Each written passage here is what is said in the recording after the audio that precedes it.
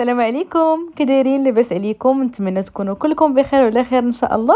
هذا الفيديو اليوم غنبداو في معسلات رمضان. الله يدخلوا علينا وعليكم الصحه والسلامه ان شاء الله.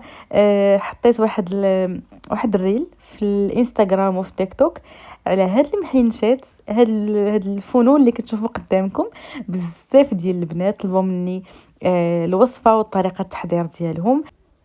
داكشي علاش قررت انني نشاركهم معكم. غادي يجي الفيديو طويل الا درت المراحل كاملين لانهم فيهم شويه د الخدمه. داكشي علاش غادي نبدا معكم اول حاجه بالمعسلات اللي زينت بها المحينشات واللي فيها الخدمه كثار من المحينشات، حيت هما اول حاجه كتقاد. هذا الفيديو ان شاء الله غنشارك معكم هاد المعسلات، ميني بريوات، ميني سيجار، وهذوك المربعات الصغار حتى هما غنشاركهم معكم. بلا ما نطول عليكم ندوزو طريقه التحضير. واحد الملاحظه اوليه، الكميات ديروا الكميه اللي بغيتو. بالنسبه لي انا خدمت بكيلو ديال اللوز، قسمته على 4 اجزاء. تقريبا كيلو الا ربع درتو المحنشه، وهذاك ربع كيلو قسمته على 3. طحنت غير اللوز فقط، كيلو ديال اللوز طحنته مع 200 غرام ديال السكر، كميه قليله د السكر لان هذه بالتالي معسله كتعاود كتعسل مره اخرى، ما يمكنش نعاودو نكثروا ليها السكر.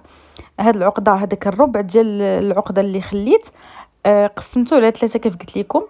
الجزء الاول نكهته بقشور البرتقال مسلين، سبق لي شاركت معكم الوصفه. الجزء الثاني بليزيست ديال السيترون، والجزء الثالث بلاباط بيستاش، او تقدروا تستعملوا كريمه البيستاش، ولكن لاباط كتجي فيها مذاق احسن. تقدروا تنكهوا باي نكهه بغيتوا، ولكن هادو هما النكهات كيجوا مميزين وكيجوا مختلفين على بعضياتهم. كيف كتشوفوا هنايا كنحاول غادي ندمج هذوك العقده ديال اللوز اللي قلت لكم ما فيها لا مسكه حره لا حتى شي اضافه اخرى، لوز وسكر فقط. كنحاول ندخل هذيك الكميه ديال لاباط بيستاش. تقدروا ديروا حتى البيستاش طحنوه وهكا تغربلوه ويكون هكا رقيق شويه، وتخلطوه حتى هو مع العقده ديال اللوز بحال بحال. وهنا هذا الجزء الثاني خديت تقريبا واحد 30 غرام ديال قشور الليمون مسلين، قطعتهم قطعات اللي هما صغار بزاف. من الاحسن ما تطحنوهمش حيت كيبقاو كيتعلقوا غادي يلصقوا لكم غير في الطحانه اللي قطحنوا فيها. من الاحسن قطعوهم قطعات صغار كيف قطعتهم انا وخلطوهم، راه كيجي هاد العقده بالضبط كتجي رائعه بهذاك المذاق ديال قشور الليمون. كنعرفوا ان الليمون بصفه عامه كيتواتى مع اللوز، وبالضبط هذا قشور الليمون مسلين كيجوا يعني شي حاجه خاصكم تجربوها باش تحكموا عليها. بالنسبه للجزء الثالث، غير قشور ديال تقريبا نص ديال حامضه، لانه الكميه عندنا قليله، ما يمكنش نكثروا عاوتاني دوك لي زيست وغادي تجي مذاق يعني مبالغ فيه. من الاحسن ديروا يعني تقريبا ملعقه صغيره ديال قشور ديال هذا ديال الحامض، كتكون كافيه، وحتى هاد العقده كتجي منكهه زوينه بزاف. وهنا من بعد ما وجدنا العقده ب3 غندوزو باش نبداو في طريقه الخدمه ديالهم. غنحتاج ورق الفيلو. هاد الوصفه كيجي ورق الفيلو احسن بكثير من ورقه البسطيله. انا صراحه كنفضلو في المعسلات اللي كيطيبوا في الفران، لان هاد المعسلات كاملين غير في الفرن بلا حتى زيت بلا قليان، لانه اصلا ما يمكنش نقليو الورقه ديال الفيلو، ما يمكنش تشد في راسها، وبالتالي هكا كتجي احسن بكثير. كتجي يعني غير كندهنوها بكميه زايده من الزبده وكنخدموا بها. وغادي نبدا ناخذ بالورقه. ورقه الفيلو راه دائما كنلقاو فيها، غالبا كنلقاو فيها هاد المشاكل ديال انها كنلقاوها مقطعه ولا هكذا. انا ما كنخافش منها نهائيا لانها كتفيكسا، يعني الورقه كيف ما كان النوع ديالها مع الزبده مع الطياب كيولي بحال ما كان فيها حتى شي مشكل نهائيا. كنسرحوا ورقه بورقه، كندهنهم بزبده نوازيت. كيبان لكم هذوك الطبيعات، هذيك زبده نوازيت ضروري تكون زبده نوازيت، لانها كتكون ما فيهاش دوك السوائل او داك الحليب اللي غادي يرطب الورقه ويخليها تبقى تقطع هكا ولا ترطب. تكون نوازيت باش كيكون زبده بوحدها، والمذاق حتى هو ديال النوازيت راه عارفين بوغ نوازيت كيف كتجي. وبالنسبه للحجم ديال هاد البريوات، صغير بزاف بزاف، اصغر بريوات تقدروا تكونوا شفتوهم في حياتكم، لانهم للتزيين ديال واحد المحينشه اللي اصلا حتى هي صغيره. بالنسبه للقياس ديال الكرات اللي خدمت بهم، بين 4 حتى 5 غرام، يعني قياس صغير بحال القياس ديال البونبون صغير، هذاك هو القياس ديالهم، باش كيجيو هكا صغيورين ومتيحفين، وفي التزيين ديالهم كيجوا زوينين. بالطريقه ديالنا، في الطريقه العاديه. غنعاود معكم الحبه الثانيه وباش تعرفوا بالضبط الطريقه ديالها.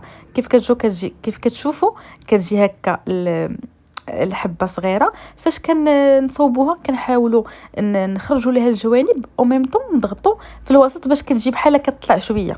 كتجي شويه طالعه، ما كتبقاش مبسطه بزاف. شوفوا شحال صغيره صراحه، كيوت هاد البريوات.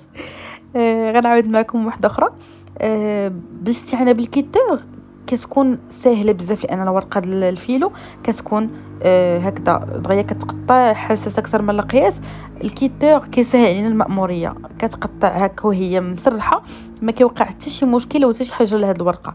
العقده 4 غرام.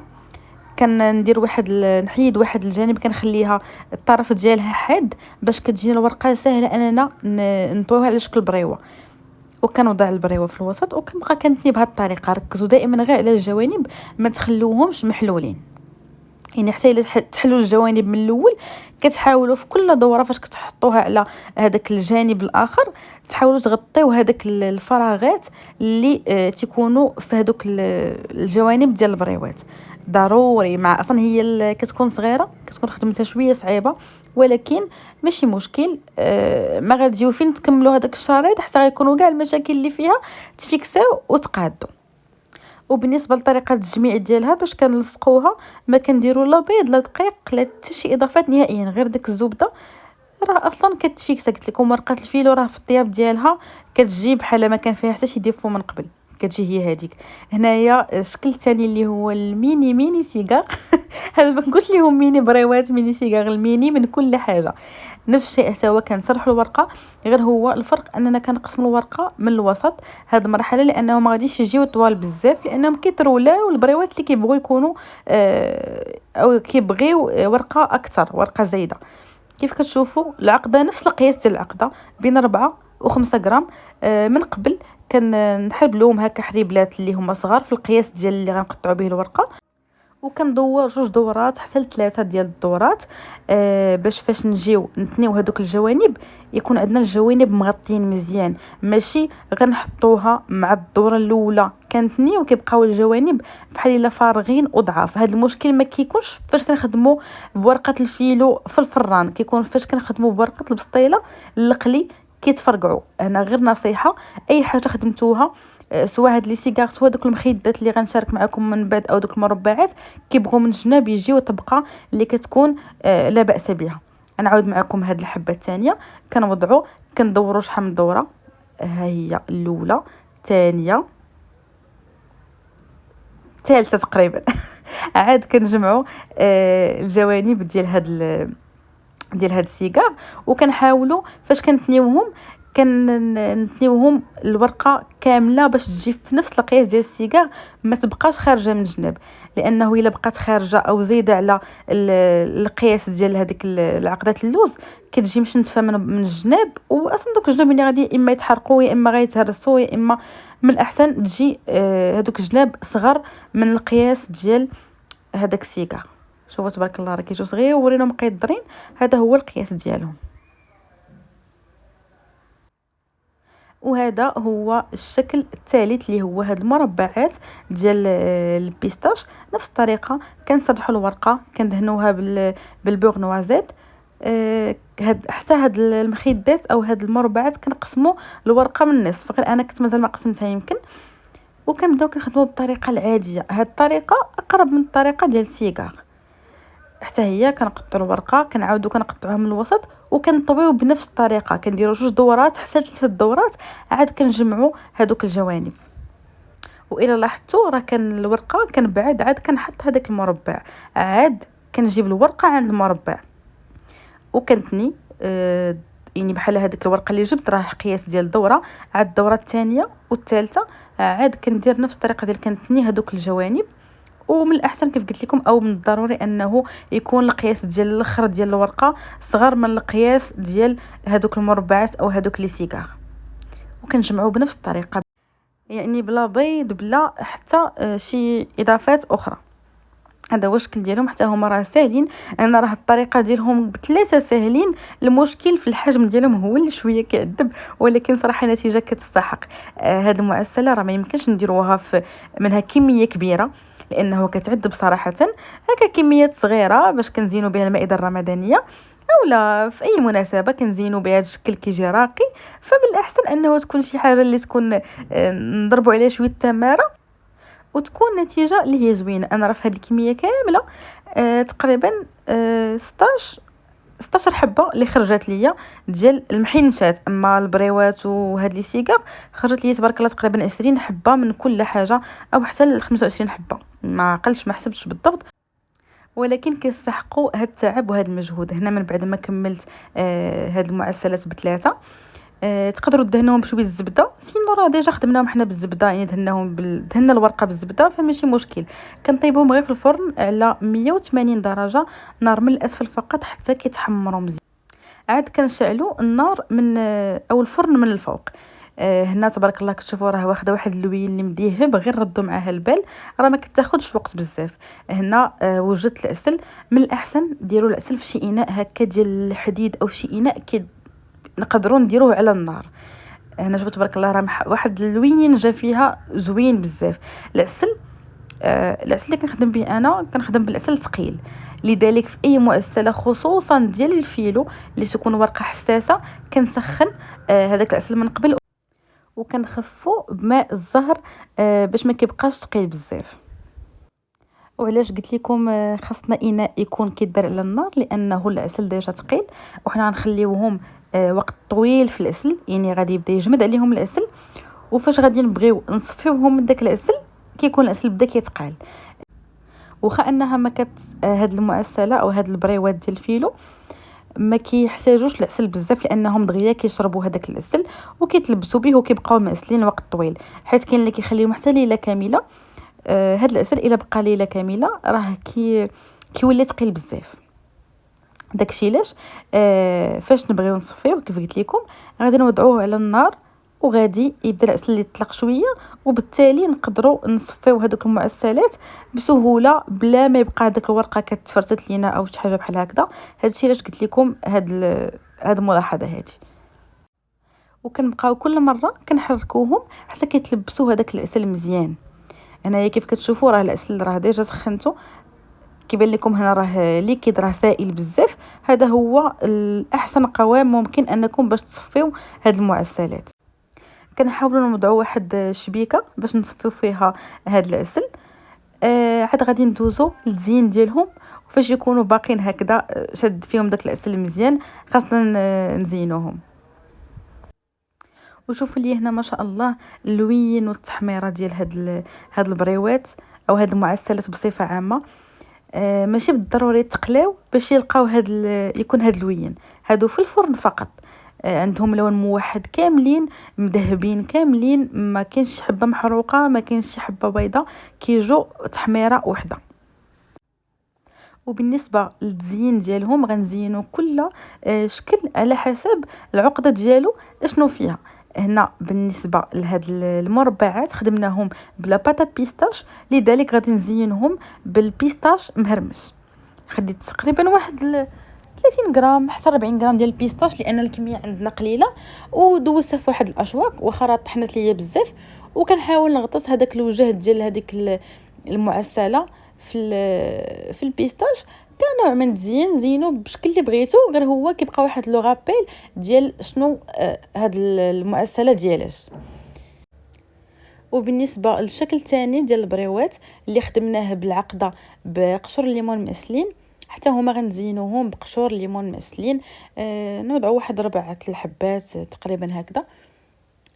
كشكل من اشكال الزين تقدروا كيف قلت لكم تزينوا باللي بغيتو، تقدروا تخليوهم هكا سامبل، حتى سامبل كيجي الشكل ديالهم زوين بزاف، غير باش نضيف واحد هكا تكون الوان مختلفه في التزيين ويكونوا شكيلات مختلفين.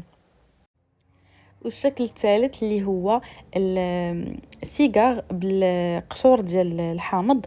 ما بغيتش نزين بقشور ديال الحامض وما عنديش قشور الحامض مأسلين. الا زينت بقشور الحامض غادي يعني مع الوقت غادي بحال الا يكحالوا ولا ما عرفتش صراحه شنو غادي يقدر يوقع ليهم، فما بغيتش نغامر ونزين بهم. زينت بهكا باللوز كونكاسي او اللوز مهرمش، حمرته شويه في الفرن اولا في المقلاة صافي، وزينت به هذا الشكل ديال سيجار. وهنايا غنوريكم الطريقه كيفاش زينت هاد المحينشه بهاد المعسلات الصغيورين. ان شاء الله في الفيديو الجاي، انا ما بغيتش نطول الفيديو كيف قلت لكم، في الفيديو الجاي غنشارك معكم الطريقه ديال المحنشه. شوفوا راه كتجي تبارك الله معسله واحد التعليكه فيها مذاق رائع. صراحه انايا قلت لكم خرجت لي كميه قليله، ذوقت صحابي كاملين الناس اللي كنعرف حبه حبه حبه، كل شيء حماق على المذاق ديالها، على الشكل ديالها، على المذاق ديال كل بريوه كل سيجار كيفاش داير. صراحه كيجو رائعين. هنا بالنسبه للتزيين اللي درت في الوسط، هذا واحد المعسله بالقرقاع ما سرقتهاش معكم. ان شاء الله غادي ندير هذه المعسله بشكلها العادي اللي تيكون كبر من هكا ونشارك معكم، وبالتالي ممكن انكم ديروها في الحجم الصغير بحال هكا. كيف لاحظتوا وضعت المعسله ديال القرقاع في الوسط، حطيت في الجانب سيجار ديال سيترون. هنا كانت الكاميرا فلو كنعتذر عليها. عاد وضعت هاد المربع ديال البيستاش، وغادي نضيف حوايج اخرين غادي نزين بهم. عندي هاد الورد، هذا ورد طبيعي. عندي اللون ازرق صراحه كيجي زوين، كيعطي واحد اللون زوين. كاين في الالوان متعدده، ضيفوا اللون اللي عندكم ولا ما تضيفوش كيبقى اختياري.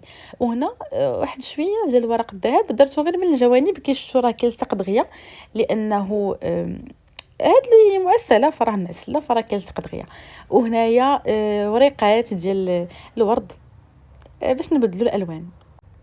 وكتكون هذه هي المحينشه اللي قاديت. نتمنى انها تنال الاعجاب ديالكم. ان شاء الله الفيديو اللي مورا هذا غادي ننزل الوصفه بالتفصيل ديال المحنشه.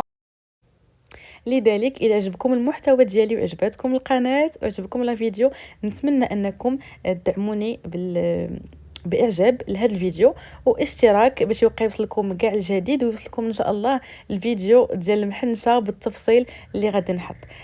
هذا مكان خليت لكم الراحه. باي باي.